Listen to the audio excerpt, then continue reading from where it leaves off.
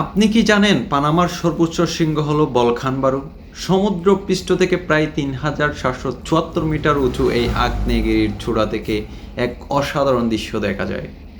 পরিষ্কার দিনে এখান থেকে একসাথে চোখে পড়ে দুই সমুদ্র, একদিকে প্রশান্ত মহাসাগর, আরেকদিকে ক্যারিবিয়ান সাগর। পৃথিবীর খুব কম জায়গায় এমন বিরল সৌন্দর্য উপভোগ করা যায়। ভোরে সূর্যোদয় দেখবেন প্রশান্ত মহাসাগরের উপরে, আর সন্ধ্যায় সূর্যাস্ত মিলিয়ে যাবে ক্যারিবিয়ান সাগরের বুকে। বলকান ভারোর এই অভিজ্ঞতা সত্যি এক অবিস্মরণীয় প্রাকৃতিক বিষয়। যারা ট্রাভেল করেন তাদের অবশ্যই এখানে একবার হলেও যাওয়া উচিত এই বিরল সৌন্দর্য উপভোগ করার জন্য। একই সাথে দুটি মহাসাগরের উপরে সূর্যাস্ত এবং সূর্যোদয় উপভোগ করতে পারেন, যেমনটা দেখা যাচ্ছে আমার এই ভিডিওতে। এটা পানামার সেই বলখান বারুর উপর থেকে একই সাথে সূর্যাস্ত এবং সূর্যোদয়।